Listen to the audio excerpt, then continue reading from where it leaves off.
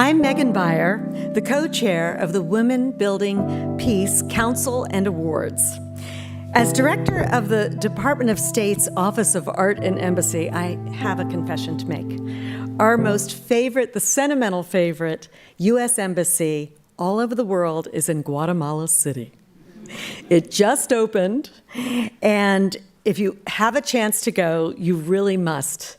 As you enter, there's this two-story atrium with fantastic views, but above hangs this wooden structure. And it's made from the burly ceiba tree, the national tree of Guatemala, and America's Bristol cone pine, found in Nevada's Great Basin. This piece, created by American artist John Grade, represents the melding of two cultures and the alignment of two nations, conveying strength and inspiring symbiosis. And in many ways, the United States and that piece and Guatemala have a lot in common. It's in fact called the mirror. That's what we call the piece. And it represents the mirroring that you can see, the alignment that you can see on the topic we're going to be discussing today, Guatemala's efforts to empower youth. Our distinguished guest is Dr. Lucrecia Peinado, the First Lady of Guatemala. She is a medical doctor with specific expertise in public health and development. Guatemala has the largest economy and the biggest population in Central America. More than 60% of Guatemalans are under the age of 30. Tens of thousands of these young people embark on a costly and very dangerous journey to reach the U.S. border every year. Many arrive as unaccompanied minors from communities with high levels of poverty, with little access to education or health care. Empowering Guatemalan youth, those efforts by Guatemala gives the youth skills and the confidence to secure better futures for themselves in Guatemala, in those communities, which of course means stronger and safer communities, and for the United States means a diminishing of the problems at the border. So First Lady, Dr. Peinado, and her husband, the newly elected president, Bernardo Arevalo, met cute, as they say in Hollywood, on the job. They were both on different assignments from the United Nations doing development work. They are our kind of people here at the USIP. For those who are new to our institution, we were established in 1984 as a nonprofit, nonpartisan, independent organization to advance peace. We work in conflict zones all around the world, including Latin America. In Colombia, we've supported the negotiation and implementation of peace accords, especially to ensure the participation of women and minorities. In Central America, our work focuses on youth and marginalized indigenous communities, where we work to build trust between citizens and security forces, the police. Well, you're going to hear more about that today. I am here to welcome. Before we get into the panel, I want to welcome the Guatemalan Ambassador, Hugo Beteta. Your Excellency, thank you for joining us. And now, to introduce our panel, may I present Vice President of Washington Office of Latin America, Maureen Meyer. Maureen?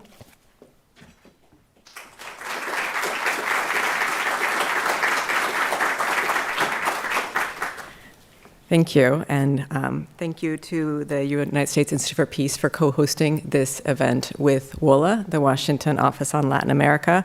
I am pleased to introduce Guatemalan First Lady, Doctora Lucrecia Peinado, who, as was mentioned, is a physician and surgeon with a long trajectory of working on projects related to public health and development. And Milady Guliarte, the Deputy Assistant Administrator for the Bureau of Latin America and the Caribbean at USAID, for this important discussion on ways to support and empower young people in Guatemala. Addressing the root causes of migration has been a strategic initiative for the Biden administration, including, like we'll hear today, the initiative Jovenes con Propósito, co-designed by Dr. Peinado and USAID, which we will hear about more today. Bilateral cooperation with the United States is a key way to address challenges facing Guatemalan society, including lack of economic opportunity, inequality, and youth violence and recruitment by gangs, which are also driving factors for migration. I would mention, if you look just at last year, migration from Central America was 27% of all of the apprehensions that we had at the US-Mexico border. So we continue to see high levels of migration. And we believe that it's fundamental that the US work with Guatemalan authorities to create opportunities, especially for young people, including indigenous youth, that are sustainable and compatible with local needs. We look forward to learning more about this initiative and how it can have a positive impact on young people today. So welcome, and please come forward, Dr. Peinado and Milady Guliarte. Thank you.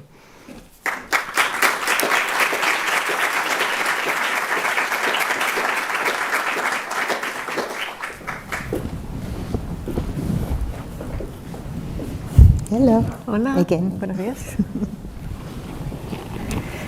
We did not color coordinate with you, we're thinking.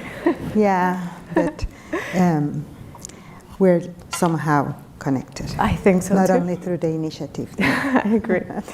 Good morning, everyone. Buenos días a todas y a todos. Thank you to the U.S. Institute of Peace and the Washington Office in Latin America for hosting us here today. I am so thrilled to be joining Doctora Peinado to speak about Jovenes con Propósito. Jovenes con Propósito is part of a larger Central America Service Corps initiative that Vice President Harris launched in 2022 to give young people in El Salvador, Guatemala, and Honduras training, paid community service opportunities, mentorship, and a path to future employment. We started this initiative with an initial pilot implemented by our partner Glasswing International. And taking what we learned from this pilot, at the end of May, I had the opportunity to travel to Guatemala to officially launch alongside Doctora Peinado the initiative. Doctora Peinado has been a champion from the very beginning. She not only got involved through her leadership, but she actually sat down, rolled up her sleeves, and helped in the co-design and creation of the initiative.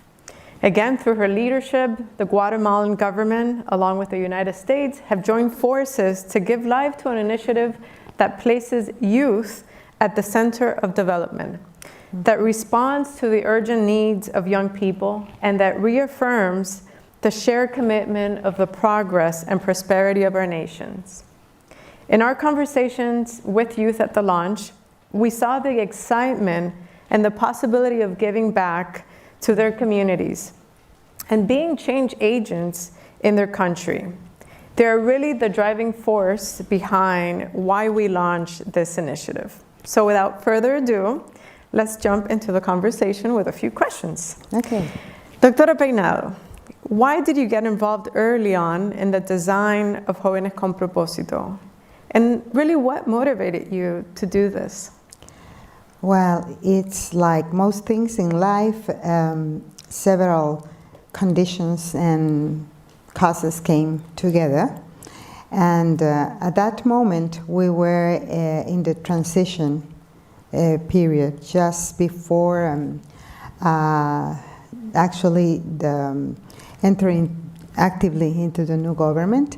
And I was meeting with several actors, agencies and donors. So at some point we had a meeting organized by USAID Guatemala. And of course we were all empowered by the president, the commitment, the mandate of the government, and the national plan, which also, among other issues, is centered in empowering youth and giving opportunities to youth.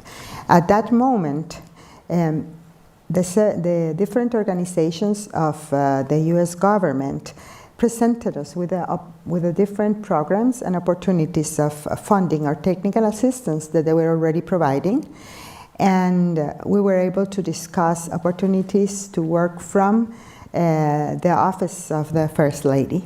And the main interest I myself wanted to champion or promote or support the national government and the presidency. So when, this is an anecdote that I love repeating, is that I was given some different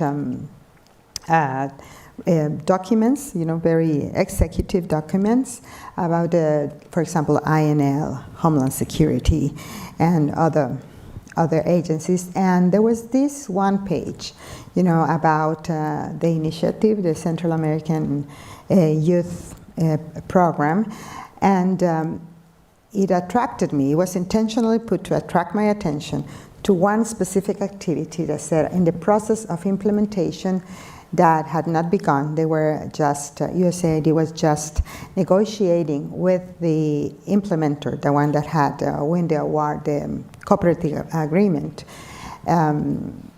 In the design, they had not even signed the cooperative agreement. So it was actually this circle in the path of implementation that said co-design with the First Lady. So we discussed a bit about it. So I saw immediately the door of opportunity, because it is one of our priorities, the government priority, of course. If we have 6 out of every 10 Guatemalans between the age of 10 and 29, and within that population, we only have 2.5 million that are actually in studying in a formal system, and the ones that finish primary school are less than 2,000 every year. So when you have all that problematic besides the migration and remigration that is happening, it's impossible not to be very clear that our investment has to be, in giving opportunities to this more than half of our population. So, the opportunity, as other times in my professional career, I said, okay, you opened the door, now I'm in. So we worked together with USAID and with the mandate of President Arevalo that in his government there were no solo players. There are no solo players, that we all have to work in a harmonious way and play as an orchestra and with the highest quality, like a philharmonic. That is the way he puts it. And that is the way that all governmental officials know that they have it's the governmental style.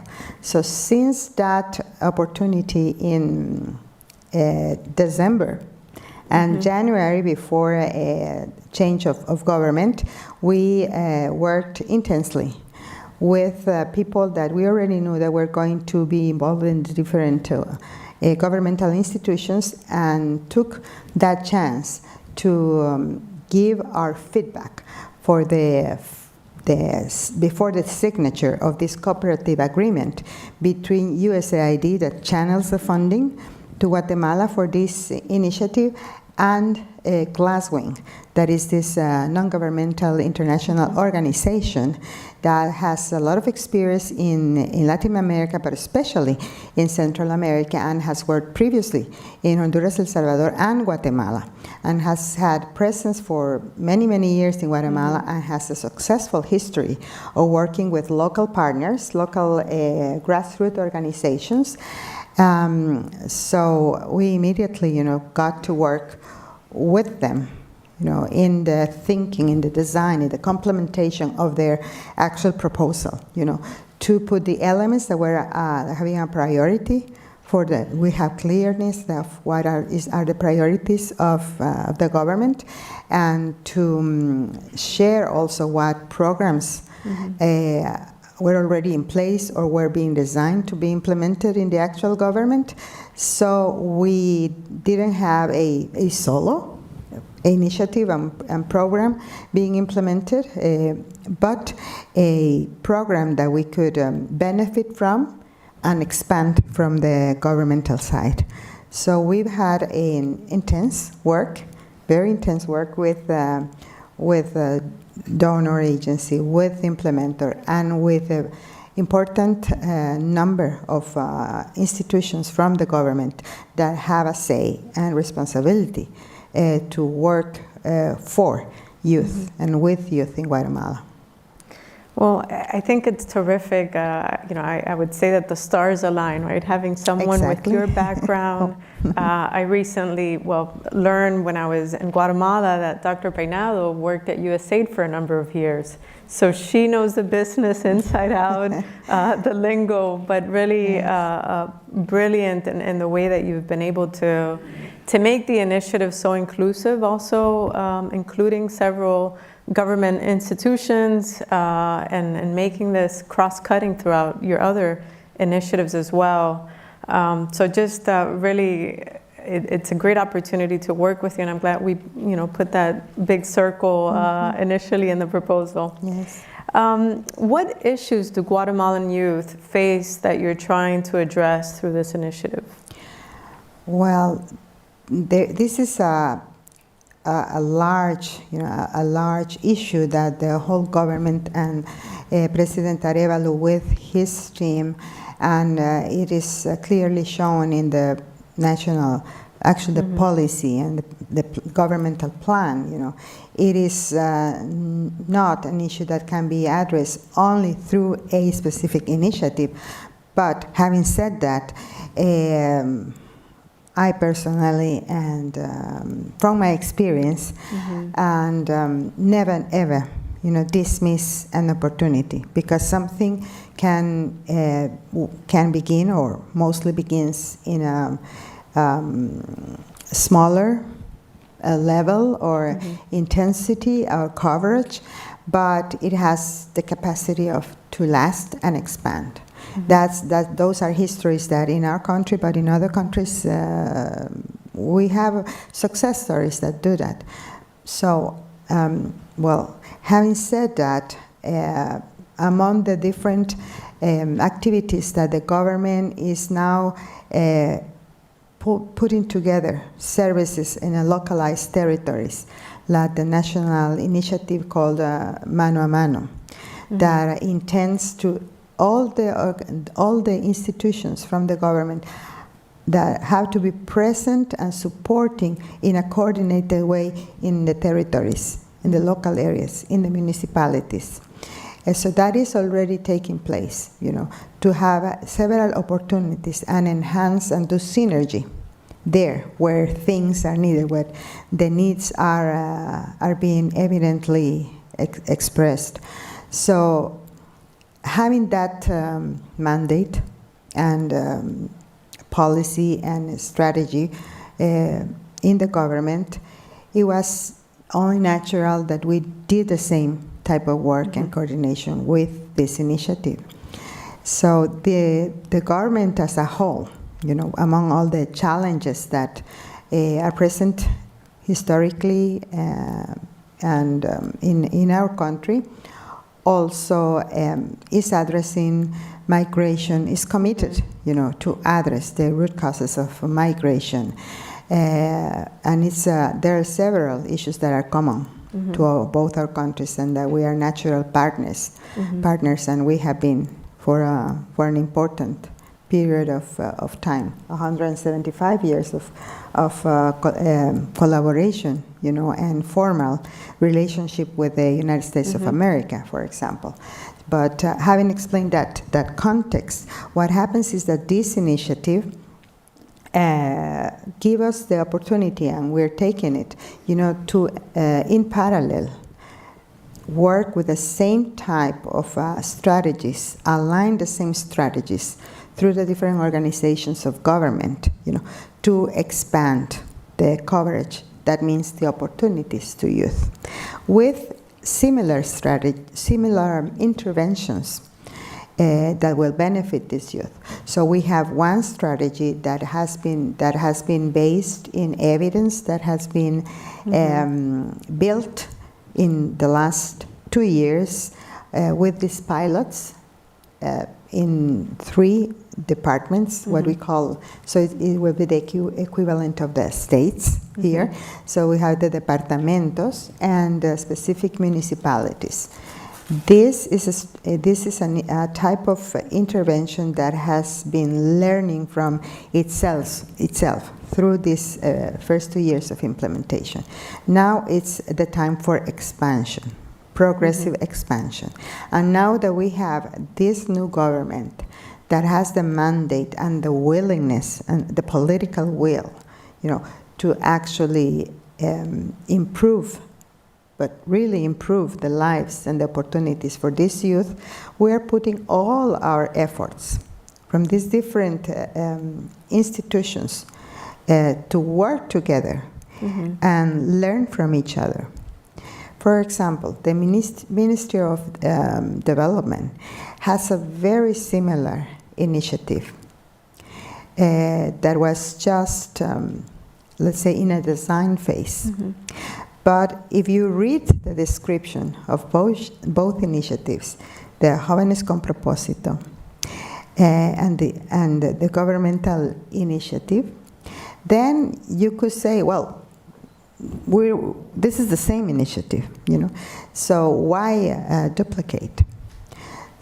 And this governmental initiative had begun to implement the phase, let's say, the step 1 and 2 of these activities. But at the same time, we find that Jovenes con Propósito had already designed and have a lot more clear what will be step 3 and 4. So say, okay, let's use that, as a trail, and let's work together and speed up, the design and implementation of the governmental activity, and let's do it together. And that's what we have taken the chance to do. I want to give you a practical example.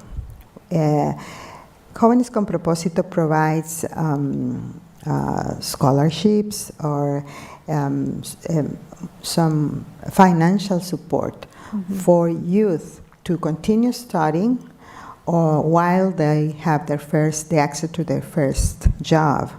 Or so the government, through its labor ministry, they also have a specific line of work that's not new, that provides the same financial support for youth to go into their first job, as well as continuing, if possible, their technical training or university or the level of studies. So we already have that. That is a part of the design of the initiative. And so we have the those type of elements, I could tell you, in the Youth Secretariat, in the Ministry of Health, and we have that in the Ministry of Education, and the Human Rights Commission, Presidential Commission. So there are some other initiatives that have and work and have the mandate on these same elements that the initiative. So what we did is that we have the representatives, the delegates of decision-making level from all these secretariats or ministries sit at the same table and see, okay, if we have this initiative that has aligned all these elements that has been proven to work before, let's do ourselves the same thing from the governmental side.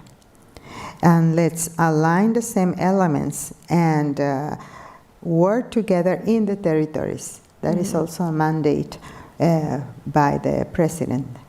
It's like we work focusing on specific territories. You know, all of us coordinate in a territory. So that's how we believe that we are going to have synergies.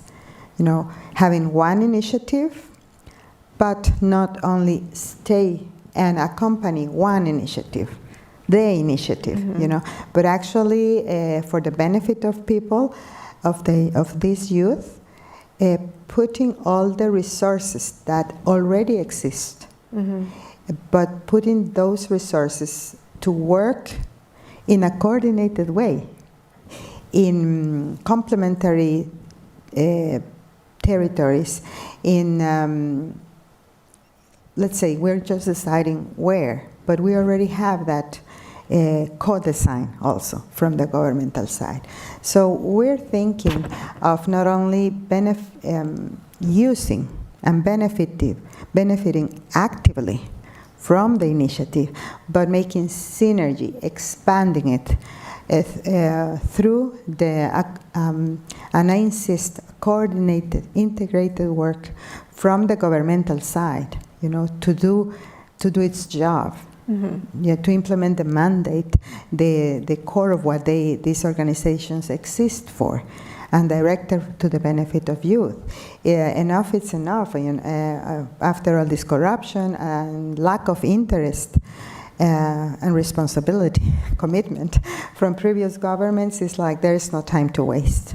So we need to. It's only been 6 months, but I think that working with the different partners of the initiative in the country, but working as hard with all the members of government, we've done a lot in a very small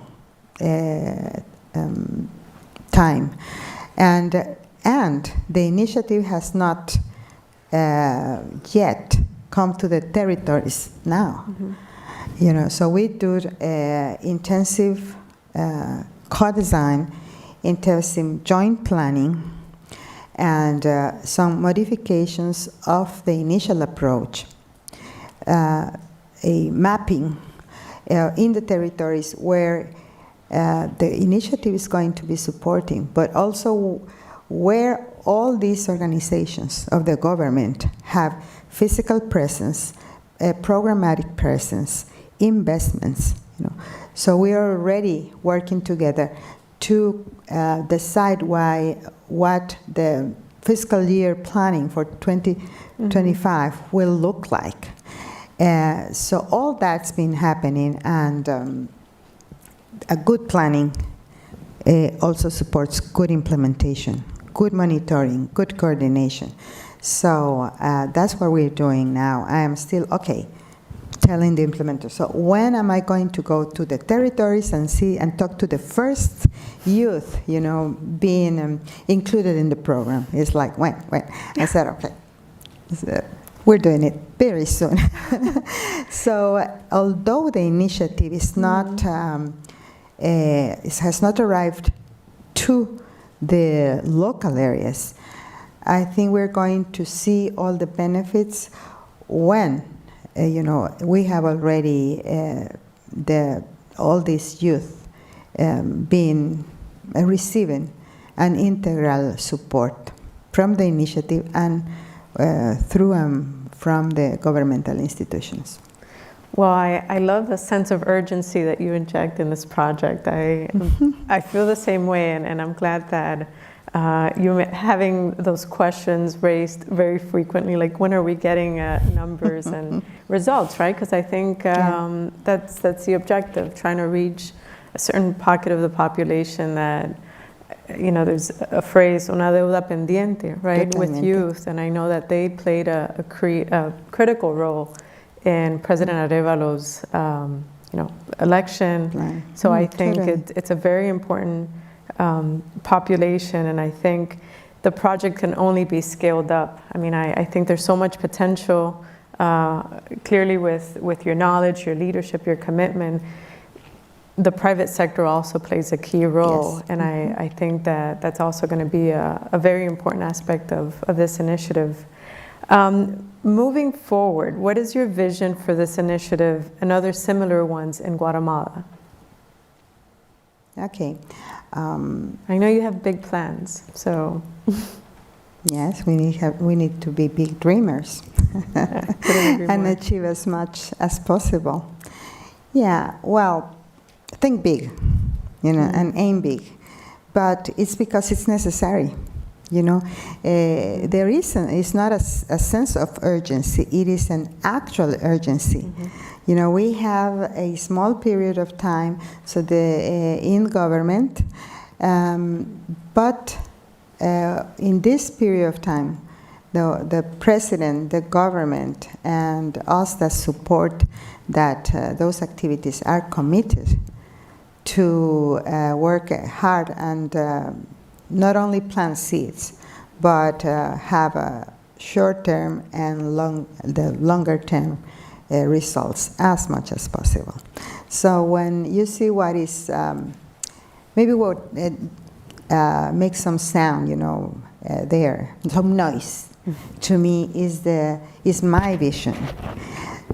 So it's not only my vision, it has to be the vision of, yes, of a government that is committed not only to this period, but that can see, one that can see in the future. I said, this is an opportunity to set bases, So yes, I know that the vision of one person can make a lot of changes. We've seen that in history. There are many examples, but and I put a lot of drive into the things that I do. But that's been me since I was born. So that's the style. Thank you. So, but it has to be a joint vision, and there's where we have joint vision with the government of the United States, that we have partnered in other goals, that we have common interests. So this is a vision that also the people of the United States has, to, let's say, to reduce the number of immigrants, across the border. Yeah, and it's actually not only to stop, but really wanting these youth and these people to have real opportunities and realize their dreams in their countries. So this is a joint vision that is presented in this government's policy, in this government's plan.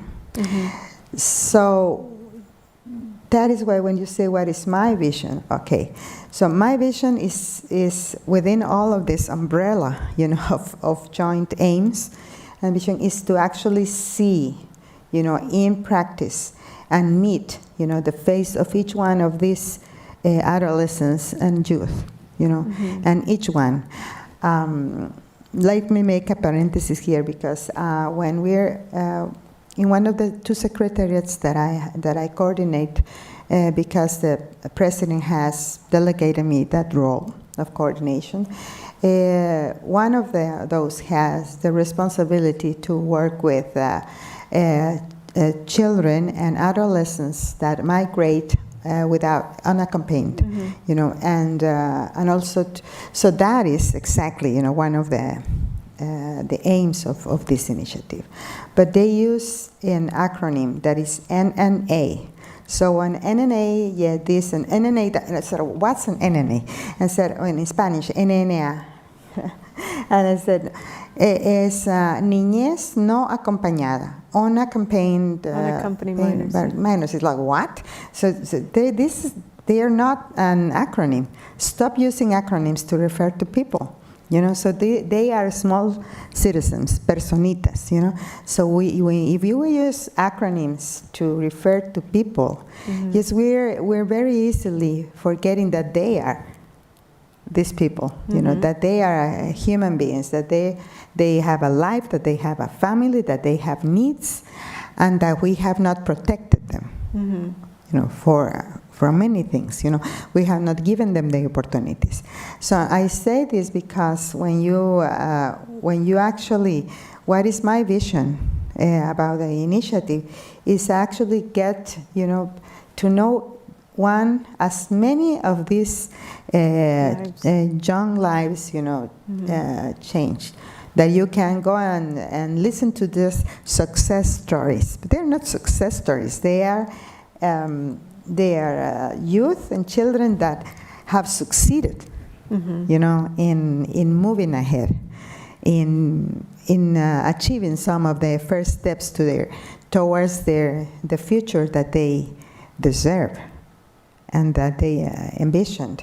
So that is my vision, to try to know as many of them, and all of us try to know as many of them, and then hear from their stories at some point, but hopefully hear from their lives in few years and said, I was benefited by that initiative, and here I am.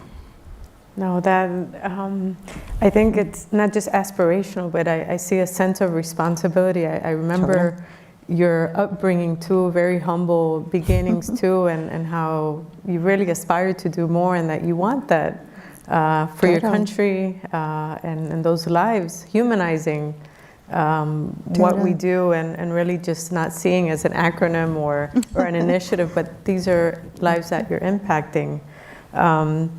I have a lot of other questions, but wanted to ask you in particular, who else are you partnering with to realize the vision for Jovenes con Propósito and to address youth needs and aspirations? You mentioned a couple of ministries, but I know that your vision of making this a very inclusive, transparent process that each ministry can play a role, whether it's with women, with unaccompanied minor, young women in prison. So maybe if you can elaborate more on how you see the different partners that add so much value to the initiative. Yes. Evidently, we're partnering with the government of the United States. Yes. Then we're also looking forward to partnering in a larger scale with private initiative, because where are these youth going to find a job? So their first placement on a job needs to have a clear commitment from the private sector, although we have also agreed that we're going to open spaces for them to work within the institutions of government, because they also will have the opportunity to know, from the inside a bit, how a job within the government looks like, or at least should look like, and so that's a key partnerships that we have to strengthen, because Glasswing has already begun to do that in the areas, geographical areas where the initiative is being launched, and local businesses as well, just not big companies that have presence within the country, but local business people. This is why this specific initiative is not 100% rural, but it needs a component of availability of this type of jobs. But at the same time, we need to be creative. I asked the people to be creative because I don't know about these areas, but there are a lot of jobs that can be offered now, sitting so many places in the world that also use technology, to provide jobs in different areas. So there are private sector, the message is private sector is a key partner. Local organizations, root organizations are key, because in our country, as in many other countries, they are key and have been key to sustain a lot of the activities, because most of them have been actually shown that they are learning organizations, and when they learn, they have skills, and they actually implement programs, they continue searching for resources. When this initial source of funding stops, then they continue providing services, helping youth. So root organizations are key as well, because they learn faster, they stay there, they not only have a period of life like a project or an initiative, they don't begin and end, but they stay. So they are the brains and the skills stay there. So I think local organizations are key, and grants are being given through the Jovenes con Propósito initiative. So local non-for-profit organizations are going to be the ones that do the one-on-one job, the work and support with these youth. So that is, I totally believe that's an element of success, because they will stay there. They're not leaving. Most of them have survived for long periods of time, and have strengthened their administrative and operational capacities. So those are key players as well. And I don't want to. When we say the communities is, for me, is not. You can have all this, how do you imagine a community? But actually, the family of that young guy or a girl, the family, also needs to be involved. Maybe that is the first child that will also, that will be able to continue studying. Maybe they will be the first one to actually be able to go into the university, finish the university. And hopefully those will be the first ones that don't migrate, to find opportunities, but they stay because they're being given opportunities and supported, locally. So the actual, as I say, the actual human beings that are the social network or support to those youth will definitely, need to be involved, because it's going to be part of the change. We were talking previous to this event that if it is true that if the eldest child, sets this kind of example, maybe the others, the youngest, are going to aim, also desire to have this change.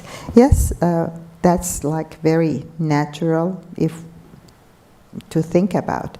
But yes, we need to have that seed. We need to plant that seed and that example in a family, because how I see it is that if you are in these conditions and see that the grandfather has done the same routine, live in the same conditions, and then you see your father and your parents repeating and being the same cycle, how can you actually dream of something different? You aim for, you want something different, but how will that different life look like if you don't see any opportunities?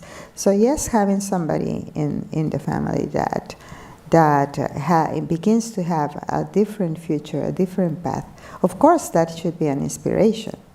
And that is when I have not actually told a personal story, but I've mentioned this like around 3 times, I guess. Then I was born in a family that was a poor, family, and I always like to say we were very happy, but we were a poor family, we had joy and stuff. But when I was discussing early when we met with the president, he said, "No, you didn't grow in a poor family, yes. Look at the international indicators for development.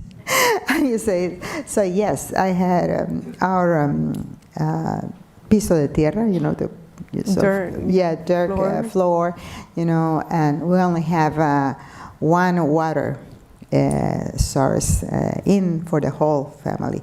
We didn't have, we have these wooden walls, and we have the divisions between the spaces made by a curtain or, you know, any other furniture and stuff like that. So I had the opportunity to live, to experience the transition from a poor family to a middle income family through very, very hard work from my parents, you know.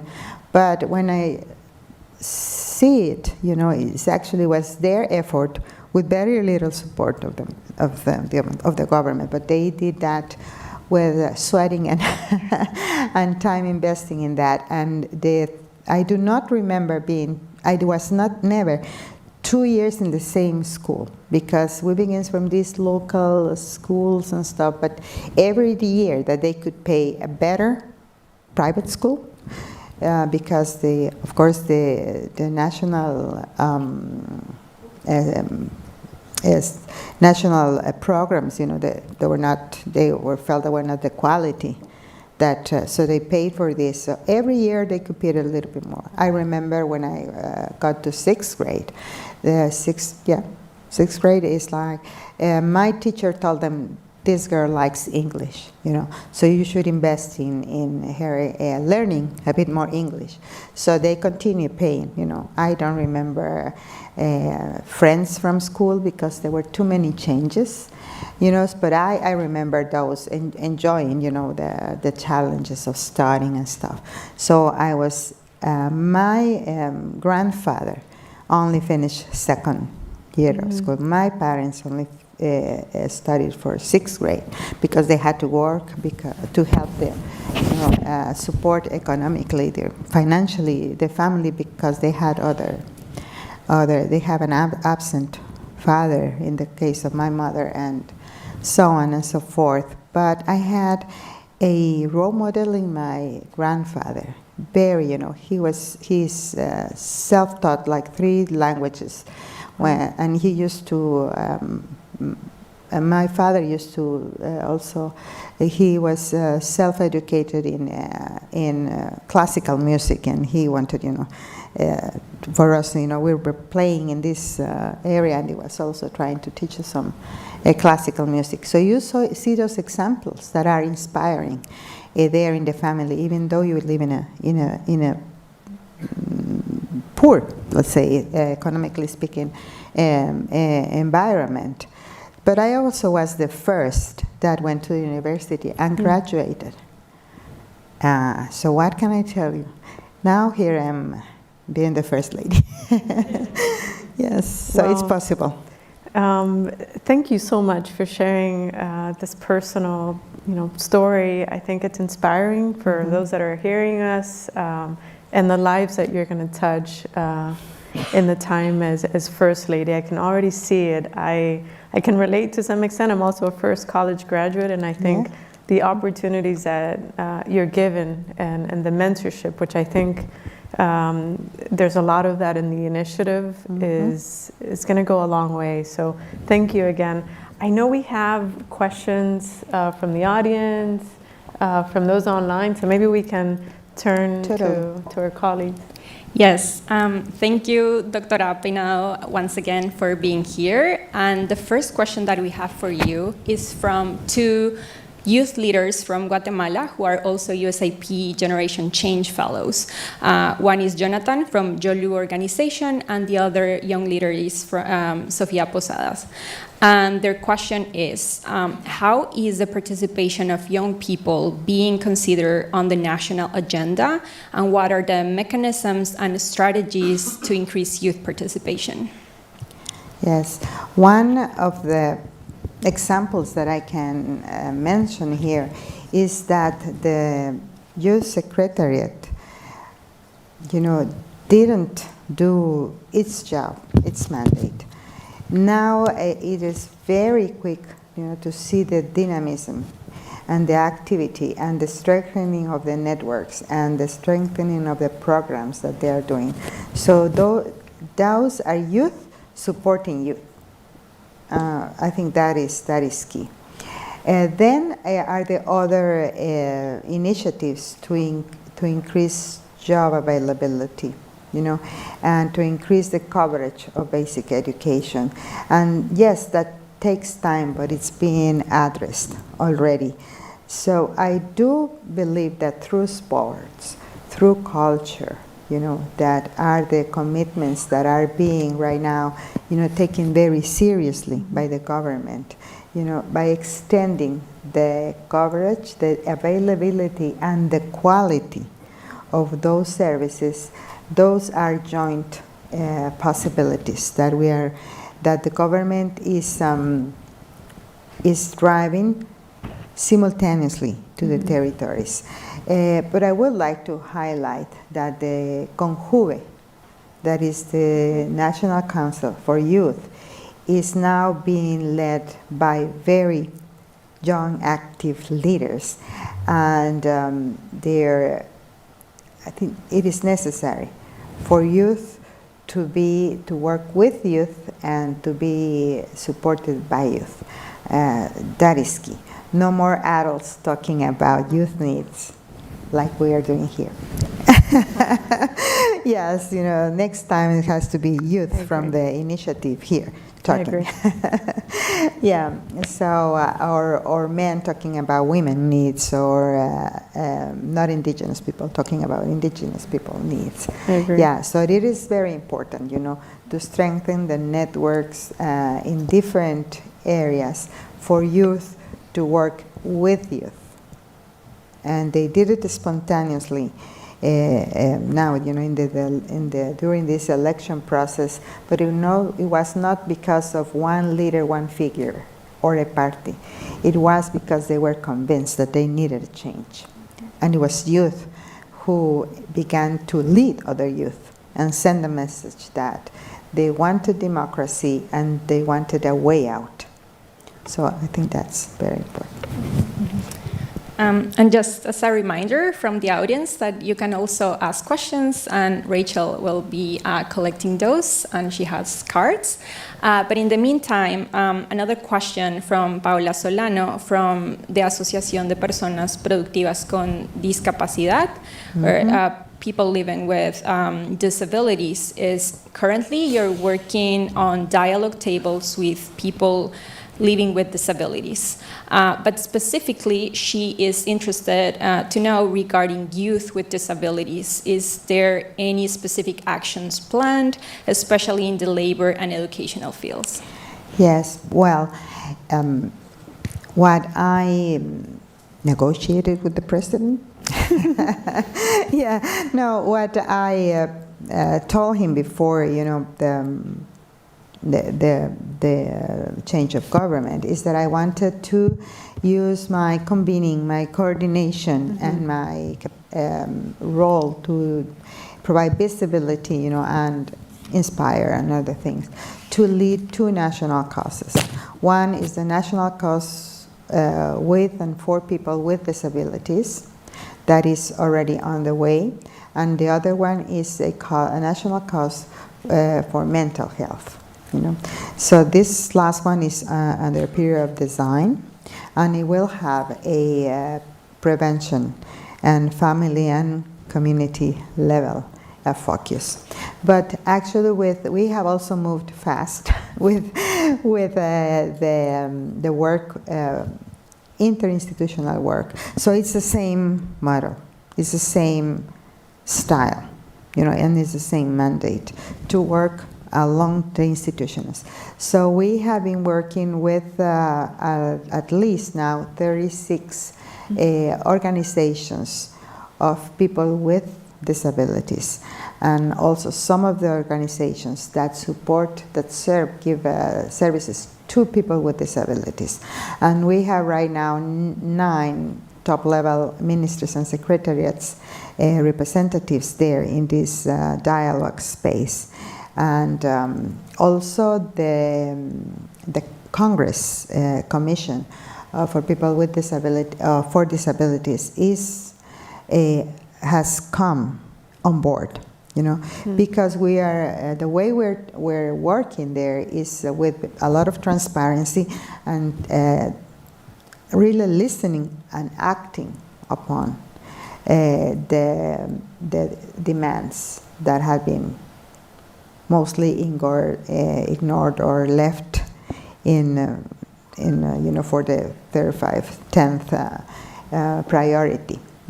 So these organizations, they're from different focuses. We have women organizations that work with sports, like Paralympic type of stuff, and also with education and stuff. So that is something that we're doing at the national level, because the president's mandate to the cabinet was that in this government we needed to set the basis of the institutionality, institutional grounds, to actually serve and attend the needs and the priorities of people with disabilities, according to their dignity and their rights. And that is a very clear mandate, and that is a space, a dialogue space that is already very actively working all together. Again, the same focus. Everybody sitting on the same table, working together, delivering soon, but also creating consensus and trying to develop trust, because it's very difficult to have trust with each other and civil society and government because of the history. So we are actually doing that. And in the initiative, the Jovenes con Propósito, what we as government agreed with the implementer and with USAID, and that they're going to be not just any youth and who's applying, but actually have positive action, that so we need to have there to benefit youth with disabilities. So it has to be evident, clear, part of the success indicators, monitoring indicators. And so that is actually one of the requirements, active, search, and benefitive youth. And I also want to tell you that also we have very young mothers, that are single mothers. That's also one of the requirements.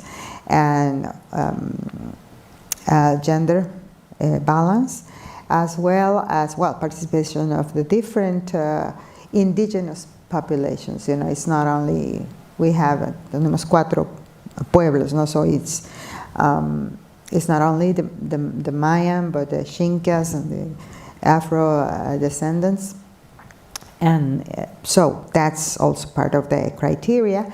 And other must is that we are benefiting youth that have been in conflict with the law, and they are mostly institutionalized, not ideal, but they are there, and they're in the last 2 years being supported to go back very productively into the society. So we have also asked that these youth, girls and boys, are also benefited by the initiative, to support them, to continue studying, to get their first job, etc. So we're trying to be as comprehensive in the support as possible, but consciously, not by chance. Do we have time for one more question? I have a question from the audience here. And it's about the participatory aspect of this initiative. How have you included the opinions of youth? Sorry?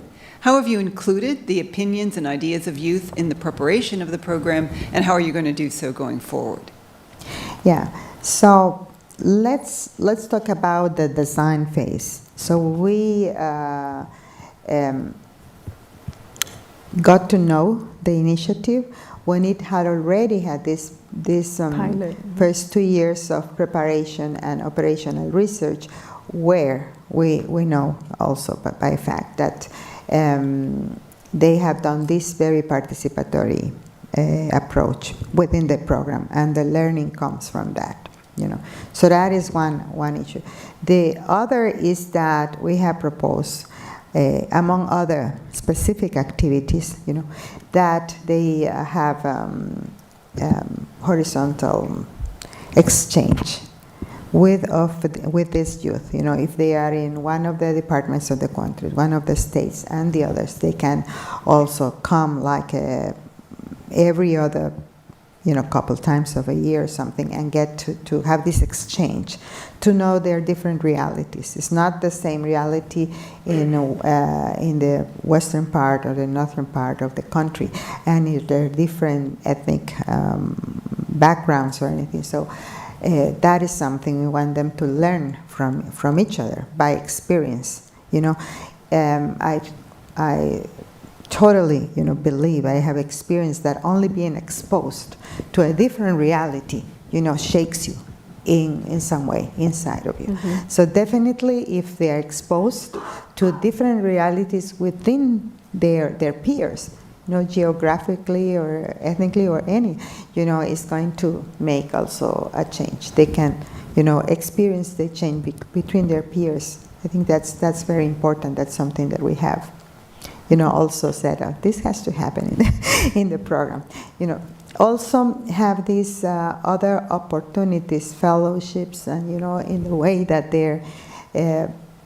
they can individually, but also then collectively come back to their communities and make this change.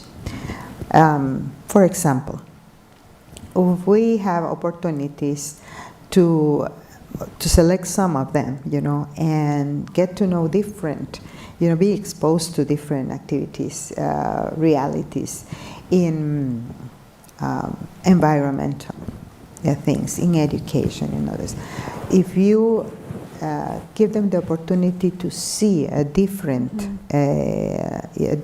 reality, then when they come back with this leadership, they can act like a stone being thrown in a very quiet pond. Mm-hmm. They will make it will reproduce. So I do believe that investing in these different leaderships and exposing them to different realities, it will change them. So when they go back to their local realities, it doesn't have to be long term. Mm-hmm. Very short term, experiences that will shake them, say, oh, something else is possible. And just they have the creativity to see how problems are being addressed in other areas, and say, oh, I'm going to go back to my community. I've seen this in the western part of the country. Now I'm going to the east part of the country and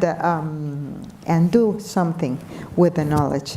So I do believe that experience exchange, exposure to different realities are key to make those changes in impact individually. Mm-hmm. You need to make that, give the opportunity for them to be impacted like that. And I've always said that it's very evident for me with a medical background, that your eyes have to be trained to see, Mm-hmm. So when I see somebody, you see, oh, they have beautiful earrings. If you are expert in, in images or whatever. But if I see the same person, I might see, okay, she's pale. Maybe she's anemic.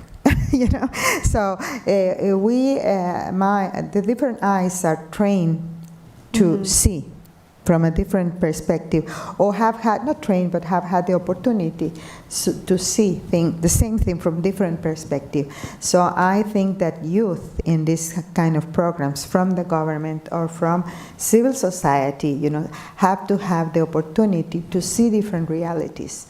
How can they dream of a different reality if they're not exposed? So I do believe that we have to give them, even locally, not go out of the country necessarily, but even locally, we can show them that there are different realities. And even that is key for youth that are in a better off position. We have a severe lack of knowledge, and they live in a different reality in the city, so they also will benefit from learning about the real difficulties of youth in Guatemala. Well, we have unfortunately run out of time, but I can't think of a better partner than you to really lead this initiative. Thank you. Yes, please. Thank you. Thank you. Your sense of clarity, your passion, your vision, really everything that is needed to make an initiative like this one very successful. You have set the bar very high at USAID. We plan on launching. That's good. That's good. So let's go. Yes, very ambitious.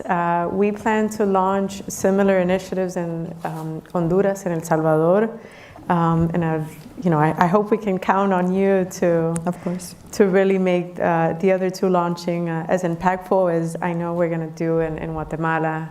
Thank you for sharing your personal story. I think it really adds a different perspective and a sense of where you come from, right, and where you want to take this. So I think that's also very valuable. And thank you again. And before we wrap up, thank you again to our co-hosts, USIP, WOLA, for all of you that attended. And I'll turn and give you the last words before we conclude. Well, I really appreciate all the support of U.S. government, U.S. organizations, and all of you that have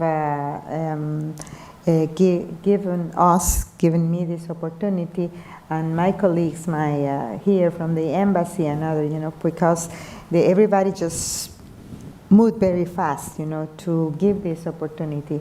And I believe that every forum, every chance that we get as a new government, we need to pass the word that we are committed. We are clearly committed as individuals and as a governmental team as well, and of course our leader, the president, we are committed to a change. We are committed to democracy, and we are committed to work seriously, and set the example of a total no to corruption, So, and in all of these spaces give us the opportunity to pass that message and to tell it's not only a discourse. It's in practice that as we are trying to do, as hard as possible, as fast as possible, as efficiently as possible, and against all odds. Excellent. Thank you. Yes. Yes. Thank you.